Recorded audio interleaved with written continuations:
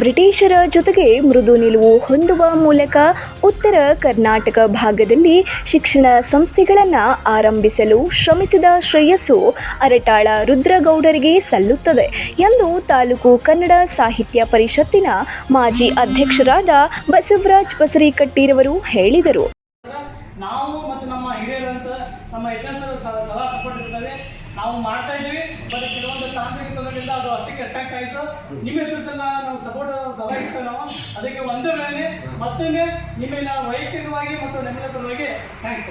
ಪಟ್ಟಣದ ಪ್ರವಾಸಿ ಮಂದಿರದಲ್ಲಿ ಅಭಿಮಾನಿಗಳ ಬಳಗ ವತಿಯಿಂದ ಜರುಗಿದ ಅರಟಾಳ ರುದ್ರಗೌಡರ 175ನೆಯ ಜಯಂತಿ ಕಾರ್ಯಕ್ರಮದಲ್ಲಿ ಅರಟಾಳ ರುದ್ರಗೌಡರ ಭಾವಚಿತ್ರಕ್ಕೆ ವಿಶೇಷವಾಗಿ ಪೂಜೆ ಸಲ್ಲಿಸಿ ಬಳಿಕ ಮಾತನಾಡಿದ ಅವರು, ಧಾರವಾಡದಲ್ಲಿ ಕರ್ನಾಟಕ ಕಾಲೇಜು, ಬೆಳಗಾವಿಯಲ್ಲಿ ಕೆಎಲ್ಇ ಶಿಕ್ಷಣ ಸಂಸ್ಥೆ ಆರಂಭಿಸಿ ನಮ್ಮ ಭಾಗದ ಬಡ ಜನರಿಗೆ ಶಿಕ್ಷಣ ಸಿಗುವಂತೆ ಶ್ರಮಿಸಿದರು.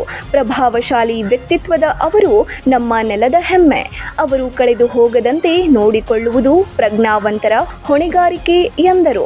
ಬಳಿಕ ಶರಣ ಸಾಹಿತ್ಯ ಪರಿಷತ್ತಿನ ತಾಲೂಕು ಘಟಕದ ಅಧ್ಯಕ್ಷರಾದ ಸಿಡಿ ಯತ್ನಳ್ಳಿ ಮಾತನಾಡಿ, ಅರಟಾಳ ರುದ್ರಗೌಡರು ನಮ್ಮ ತಾಲೂಕಿನವರು ಎಂದು ಹೇಳಿಕೊಳ್ಳಲು ಅಭಿಮಾನ ಮೂಡುತ್ತದೆ. ಆದರೆ ನಮ್ಮ ಮುಂದಿನ ಪೀಳಿಗೆಗೆ ಅವರ ಕೊಡುಗೆಯನ್ನ ಸ್ಮರಿಸಲು ಪ್ರತಿಷ್ಠಾನ ಆರಂಭಿಸಲು ಇದು ಸಕಾಲ. ಈ ಹಿನ್ನೆಲೆಯಲ್ಲಿ ರುದ್ರಗೌಡರ ಅಭಿಮಾನಿಗಳು ಮುಂದೆ ಬರಬೇಕು ಎಂದರು. ಒಟ್ಟಾರೆ ನಮ್ಮ ನೆಲದ 2 ನಕ್ಷತ್ರಗಳು ಹಿರೇಮಠ ವಿಶ್ವರಣ ಮತ್ತು ಇವರು ಕೂಡ ಇದಕ್ಕೆ ತಾವು ಯಾವಾಗ ನಮ್ಮ ಜೊತೆ ಕೈ ಜೋಡಿಸ್ಬೇಕಂತ ಮನವಿ ಮಾಡ್ಕೊತಾನೆ. ಎಲ್ಲರಿಗೂ ಧನ್ಯವಾದಗಳು. ಅದೇ ರೀತಿಯಾಗಿ ನಿವೃತ್ತ ಶಿಕ್ಷಕ ಕೆಎನ್ ಕೋಡಿಹಳ್ಳಿರವರು ಮಾತನಾಡಿ, ಬ್ರಿಟಿಷ್ ಸರ್ಕಾರದಲ್ಲಿ ಅಧಿಕಾರಿಯಾಗಿ ನಮ್ಮ ಜನರ ಸರ್ವತೋಮುಖ ಶ್ರೇಯಸ್ಸು ಬಯಸಿದ ಅರಟಾಳ ರುದ್ರಗೌಡರಿಗೆ ಧಾರವಾಡ ಮತ್ತು ಬೆಳಗಾವಿ ಭಾಗದಲ್ಲಿ ಅಗ್ರಪಂಕ್ತಿಯ ಸ್ಥಾನವಿದೆ.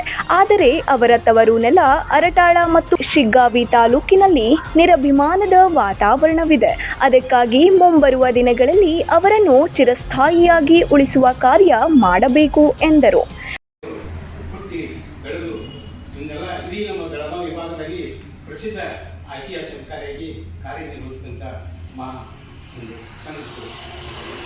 ಈ ಸಂದರ್ಭದಲ್ಲಿ ಅರಟಾಳ ರುದ್ರಗೌಡರ ಅಭಿಮಾನಿ ಬಳಗದ ಜಿಎನ್ ಎಲಿಗಾರ್, ಅರುಣ್ ಪೂಜಾರ್, ಶ್ರೀಕಾಂತ್ ಎಲಿಗಾರ್, ಎಫ್ಜಿ ಪಾಟೀಲ್, ಭರಮಜ್ಜ ನವಲ್ಗುಂದ, ಪ್ರಭುಗೌಡ ತೆಂಬದಮನಿ, ಎಡಿ ಮುಲ್ಲಾ, ರಾಘವೇಂದ್ರ ದೇಶಪಾಂಡೆ, ರಮೇಶ್ ಹರಿಜನ್, ಶಂಭು ಕೇರಿ ಮತ್ತು ಅನೇಕರು ಉಪಸ್ಥಿತರಿದ್ದರು. ಗೋಳಪ್ಪ ಅರಳಿಕಟ್ಟಿ ನಿರೂಪಿಸಿದರು ಮತ್ತು ಸ್ವಾಗತಿಸಿದರು. ಮಹಾಂತೇಶ ನಾಯ್ಕೋಡಿ ಅವರು ವಂದಿಸಿದರು. Suresh Eligar, 9 live news, Shiggavi.